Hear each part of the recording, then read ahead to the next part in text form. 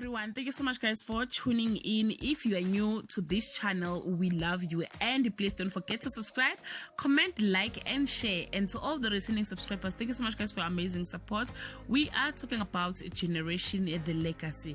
The actor Mopi Motibeli, best known by his character Mangaliso Moroka, has left the leading soapy. Actually guys, I just think his role was no longer active. The show publicist Nandipa confirmed to Move magazine that the actor is no longer part of the cast since last month. He shot his last scene in June. Simanga, who has been with the show since the beginning, did not share his next move and the reason of leaving the show. When Simanga was contacted, he said, "I'm grateful to the producers, the team of writers and all the creatives of Generation The Legacy.